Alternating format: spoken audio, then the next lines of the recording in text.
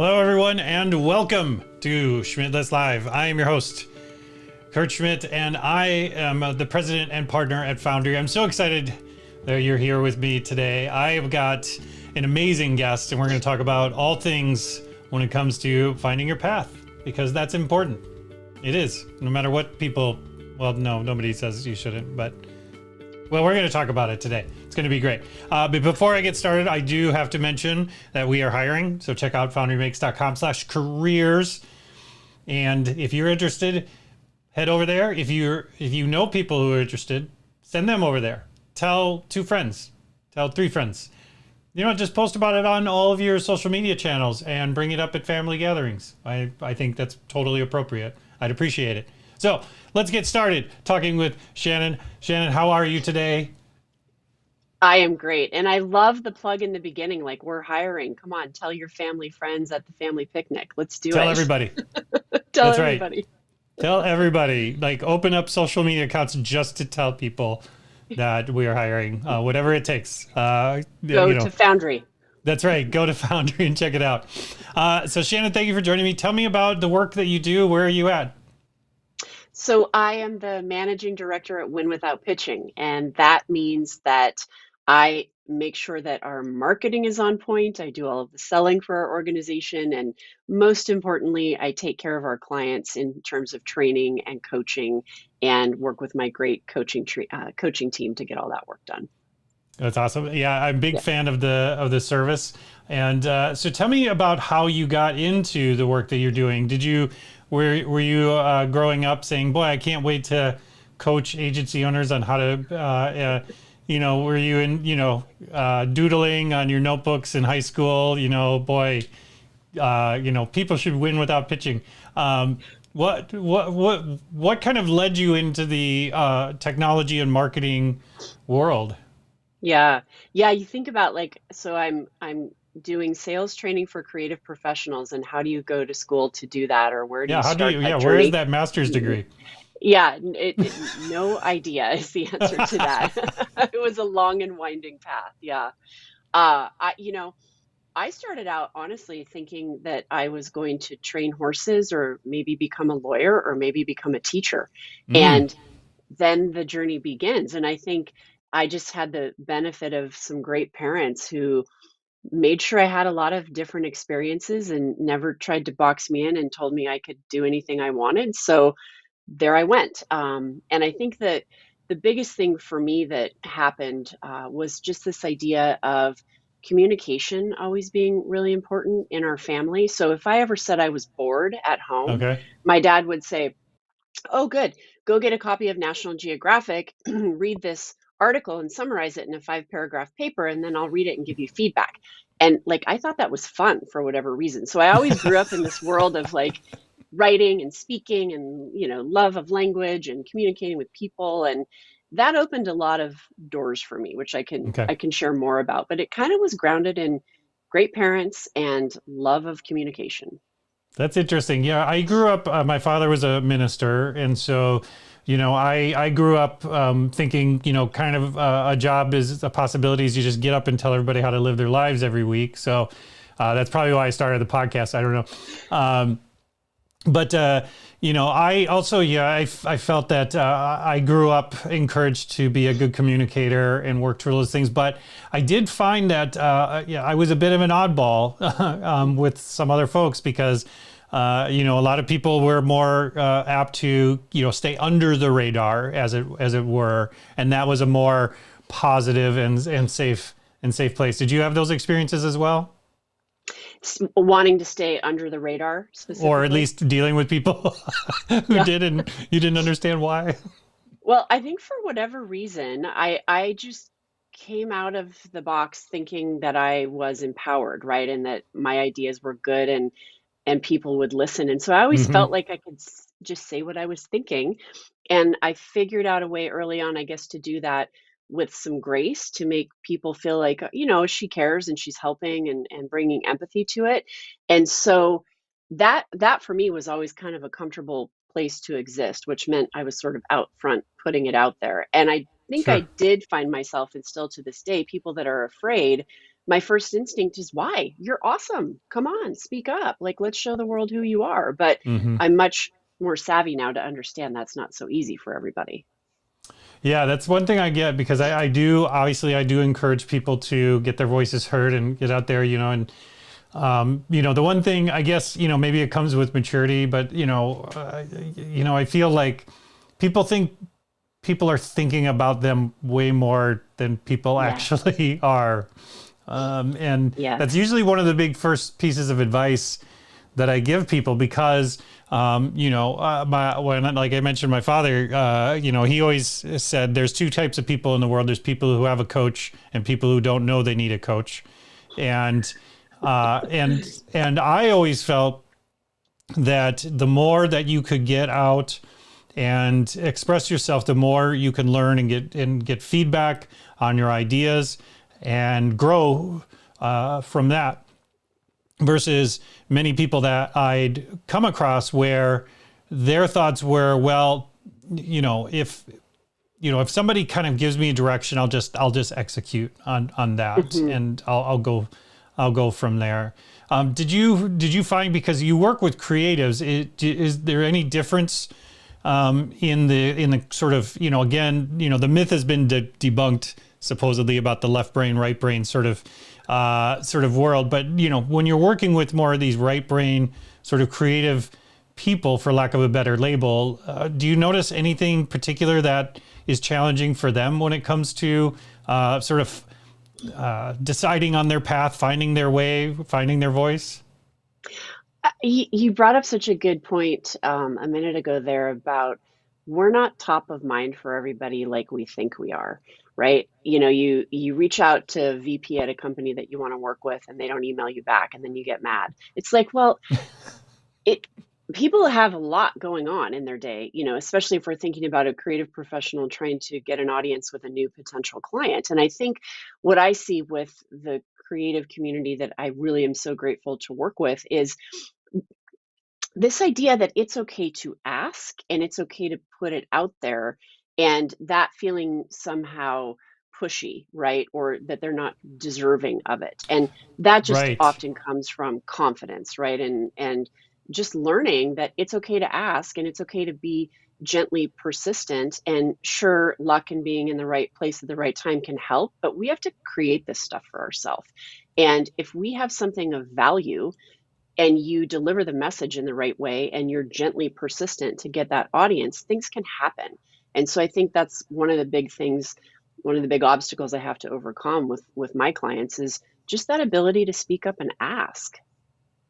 Yeah, because that's, again, going back to finding your path. It's not all just up to you either, right? You are Yeah. you are sort of a group of the people you surround yourself with, right? You take on, your family traits, those types of things, right? It's not completely up to you. So you can be a better architect of your future and your path by who you're surrounding yourself, by who you're providing value to, right? Because if you're Yep. just going with whoever hands you money, that's usually not the best approach, right? Oh, they have dollars. Yep. Well, I should partner with them.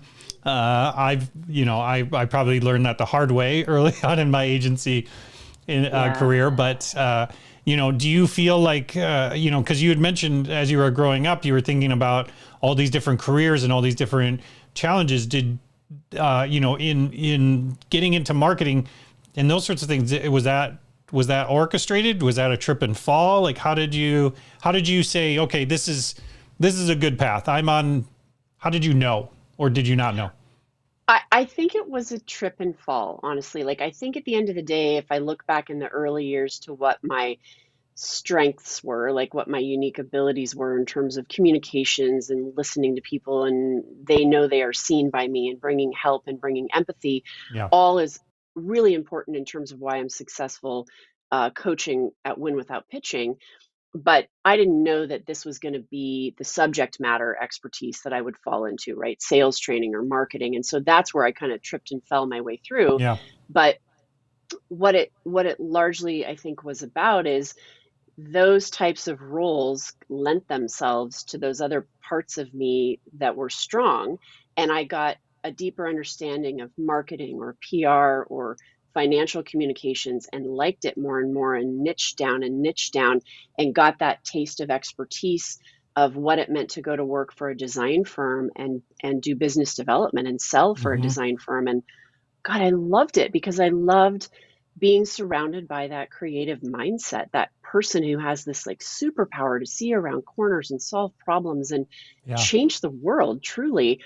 And so I'm happy I tripped and fell my way there. And it really was sort of like just continuing to be open to what feels good and keep going closer to what feels good and believing I had the right to have that for myself if I wanted. Yeah. You right there, what you just said, believing I had the right to have that. Because growing up, for me especially, there was a lot of, not, I had to see it first, and then I could say, is that for me or not? And as I got older, I realized like I don't necessarily have to see it first. I can sort of feel it. I could sort of, not, I'm not talking about The Secret here where I'm manifesting it, but in a way where I'm taking all these things that I feel have been positive for me.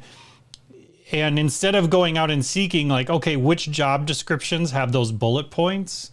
Yeah. I think that's where people get stuck, because I do a lot of career coaching with folks, and that's what they're focused on. Do I have the bullet points?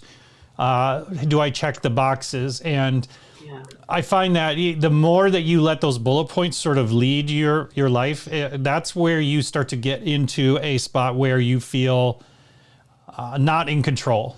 Yeah. And then eventually that resentment grows into a victim, and it's just a whole thing. So I don't know if I have a question there, but No, you have but a reaction to that.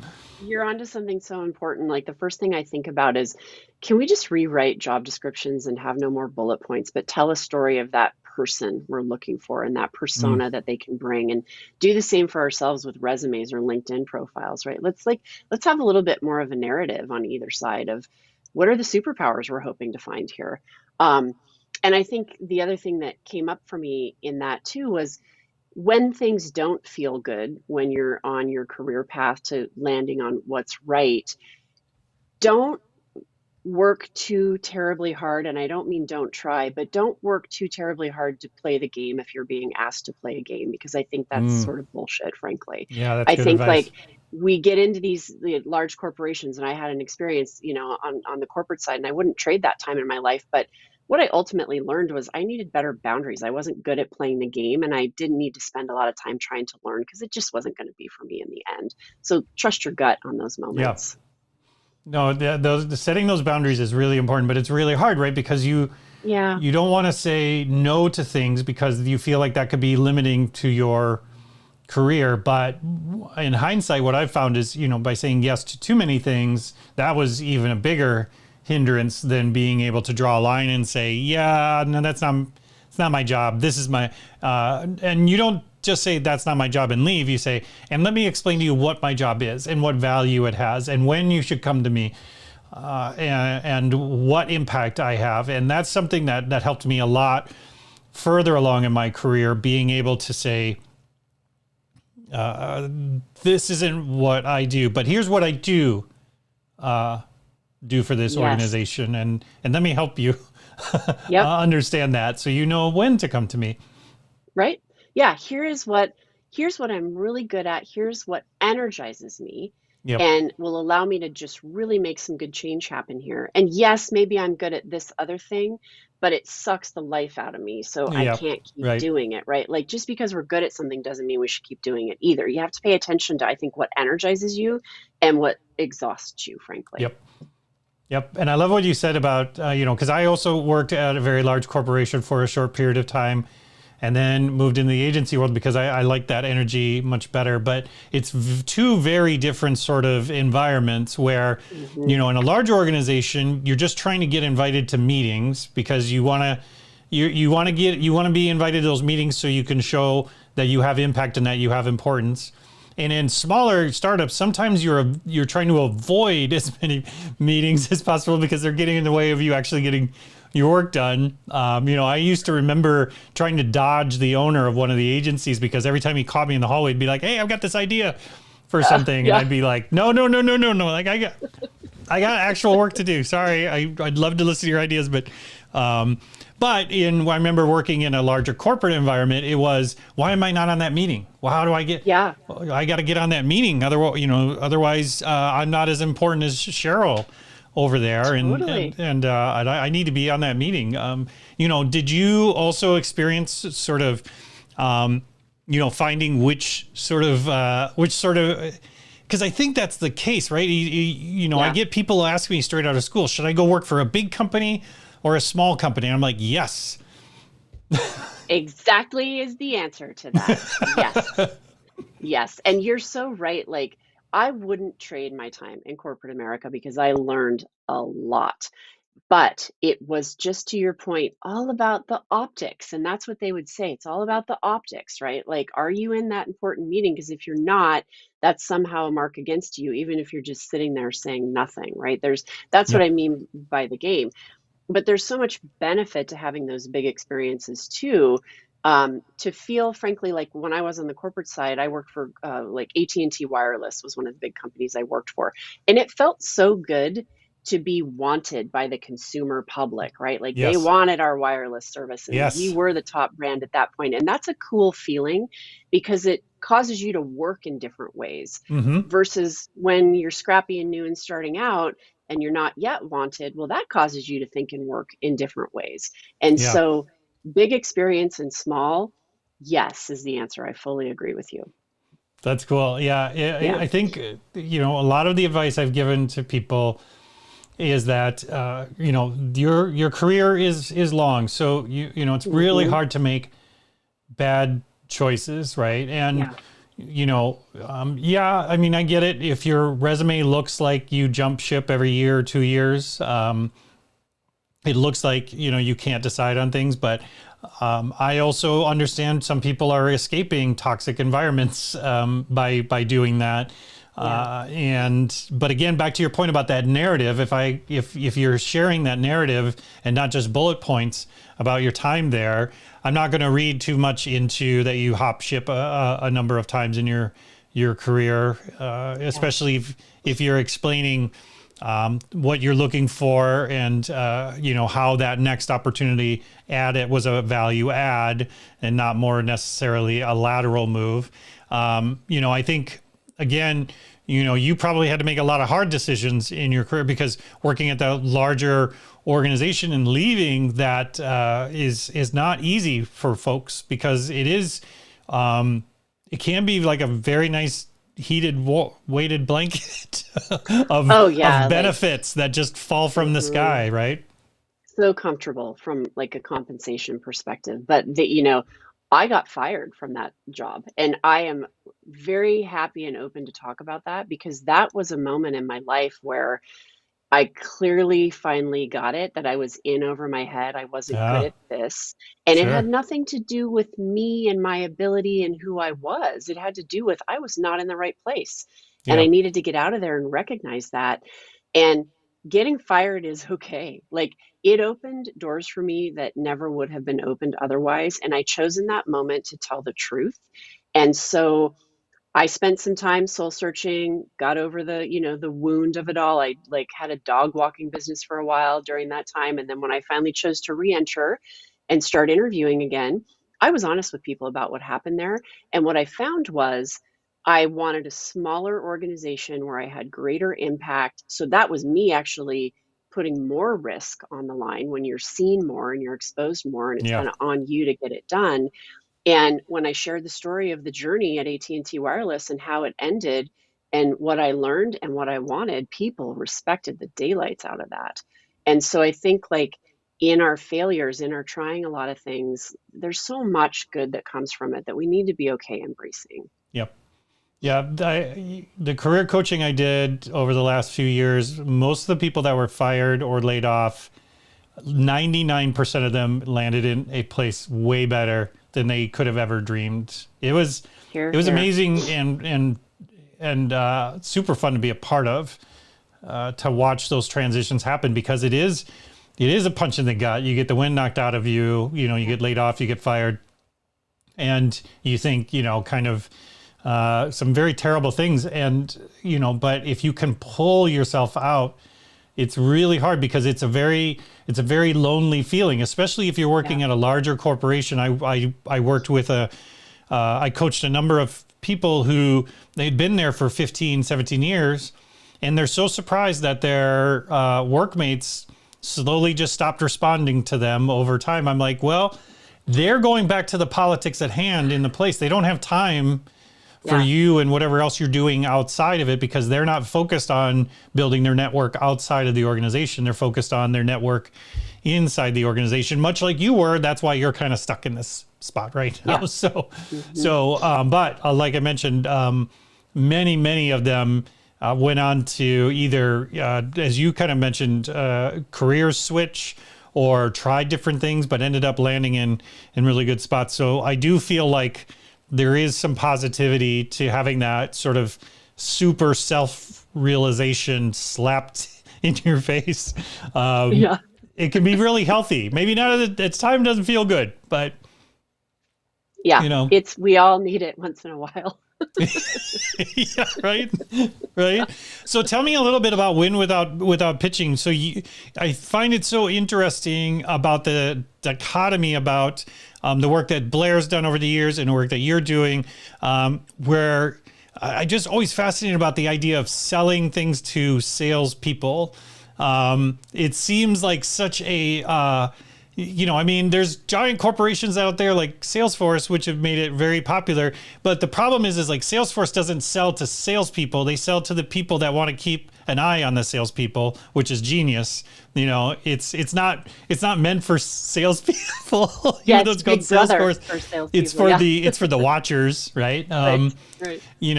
So tell me about do you eat your own dog food there, as they say? Do you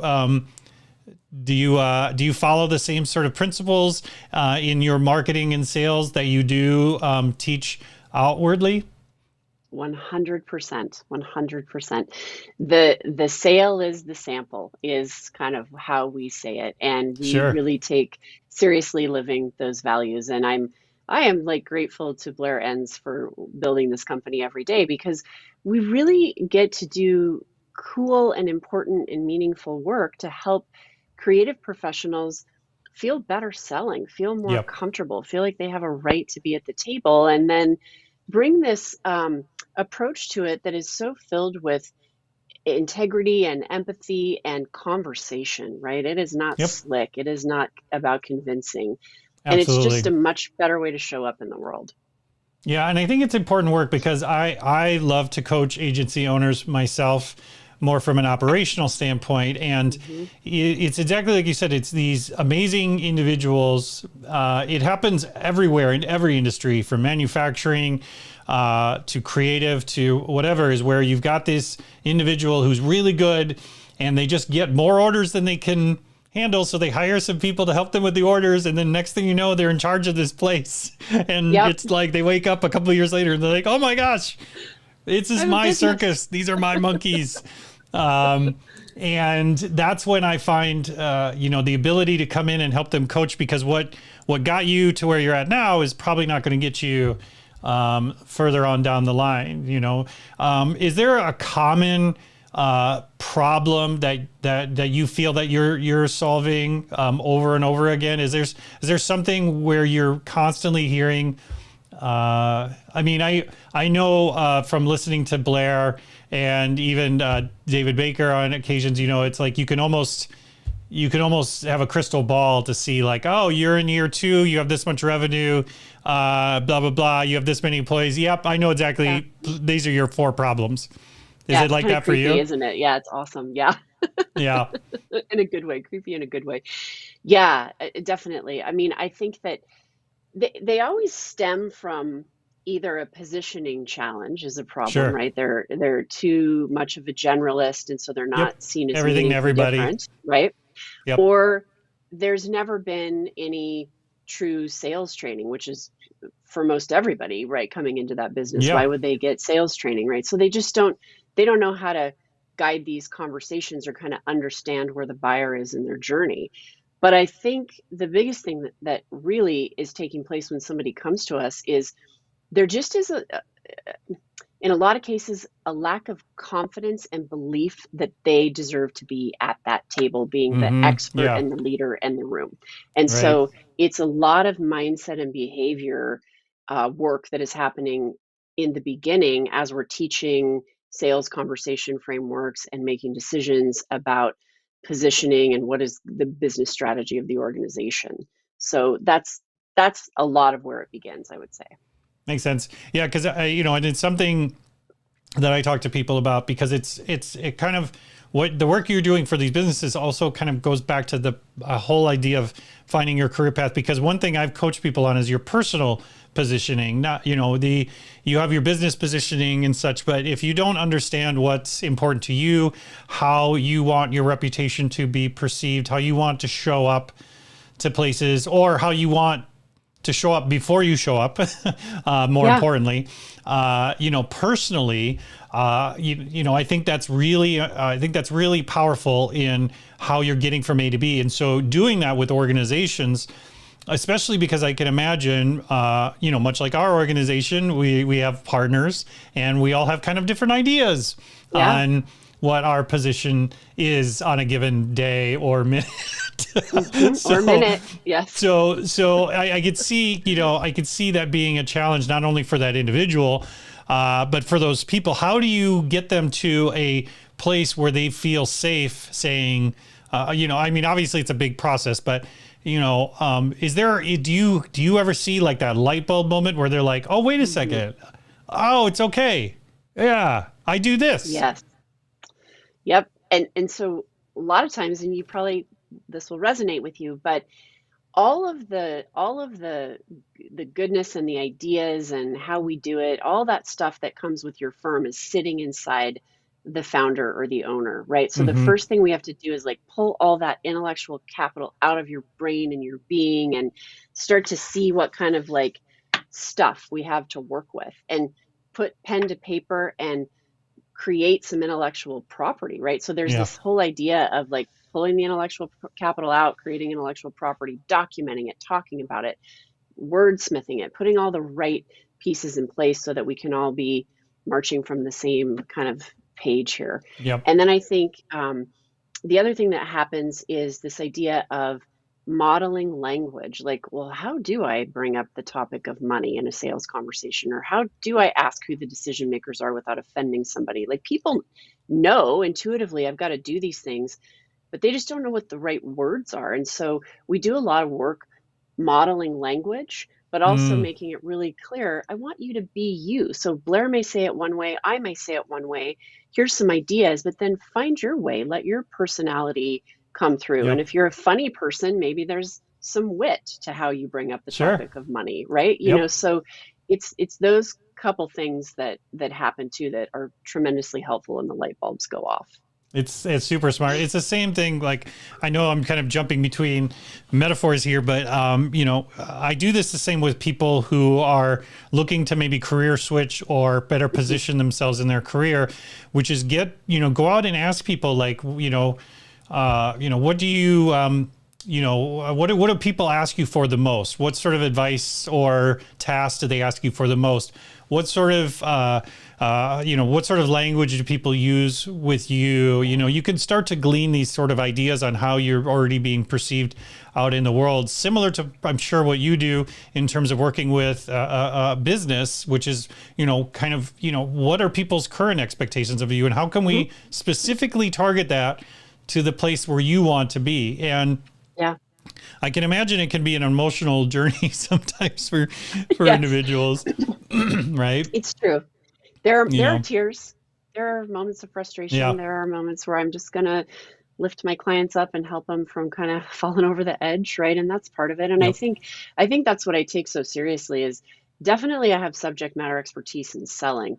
What I have also had to learn along the way in this coaching role is what happens for this adult learner on their own developmental journey, Yeah. and what do I need to be Right. in touch with there to like kind of sit in the messiness and tension with somebody as they transform. And that is where, for whatever reason, I'm like deeply comfortable sitting in that with people, and I have all the patience in the world to do it. And partly because of Win Without Pitching, I see what happens. I see them change their business and really thrive as a result. So, Yeah. like, I'm a little better sitting there longer if I need to be. Well, how about for some advice for those coaches? What do you do? Because there is, like I mentioned, in this business, there's a lot of emotional labor that has to Yeah. go in as well. What do you do to recharge? Do you get on the treadmill? Lots of Ben and Jerry's, like How what? did you know? Yeah. Mine is I red didn't wine mean and like Ben and popcorn. Jerry's It's not on the Ben and treadmill. Jerry's. Well, I mean, it would be messy, but more power to you. What sorts of things have you found over the years that help you recharge and be ready for those, sometimes difficult, but sometimes really super amazing conversations? Yeah. I've been better at it at sometimes than others, but I'm way better at taking care of myself now than I used to be. And I give a lot of credit to my husband, first of all, because he always coming into the relationship was like, you and I have to have our time and do our thing, whether that's exercise or be with our friends, to be great for each other, right? Like Mm-hmm. to show up. And I Sure. always thought that feels selfish, right? But actually, it's so not. And so I try really hard every day to do something in terms of exercise, whether that's yoga, take a walk, go for a run. Being outside is really important. Fresh air is really important. And I ride horses. My daughter and I ride horses together. And that is like my poetry and my passion that helps me feel kind of complete and grounded. And I think the other thing is enjoying delicious things is important to me. So I always want like my wine fridge stocked, and I always want yummy fresh food in the house, and like those things just keep me calm and keep me okay and keep me feeling like I get my treats when I need them. That's awesome. Yeah. I think Yeah. it's important that back to the whole idea of know thyself. Yep. If you know what some of the things are that triggers you that, you don't like, understanding how you can balance those things with the things that you do like, I think it's really Yeah. important. And So, you know, okay. one thing All I right. just thought of really quick, Yeah, Kurt, please. is saying no. I say no a Yes. lot to things like Yes. I mean, no, volunteering at no. school Yes. or helping, Yes. you know what I mean? And I do plenty that's helpful, but I also am really good at saying no to stuff because it it it will just suck your time, right? If you're not careful.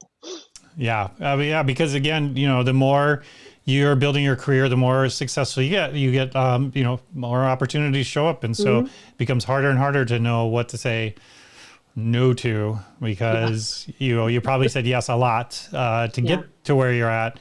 But yeah, I think again back to with that discussion about boundaries. I think if you don't establish your boundaries, somebody else is going to establish them for you. So That's right. it's up to you. All Yep. right, so. Shannyn, I could talk to you all day. This is so fantastic. Thank you so much for taking the time. If I want to connect with you and learn more about the work you do at Win Without Pitching, where should I go? Where should I find you? Yeah, I think the best place is just to go to our website, winwithoutpitching.com, and you'll find lots of thought leadership. You'll find ways that you can engage with us, and you'll get to our YouTube channel where you can ask me a question and I'll answer it in YouTube. So lots of great resources there. Awesome. So thank you so much for taking the time. I really appreciate it. And we'll have to have you come back on the show. Yeah, I would love it. This was so fun. Thank you so much, Kurt. No, thank you. All right. So everyone, just to finally cap it out, you might have heard at the beginning of the show. Yes, if you made it this far, you should go to foundrymakes.com/careers and then share it with folks. And then, I'm not going to stop you from, if you wanted to put up a billboard, I won't get mad. If you bus billboard, whatever you feel like doing. I mean, it's your life. I appreciate you taking the time for joining me today. We will see you next time.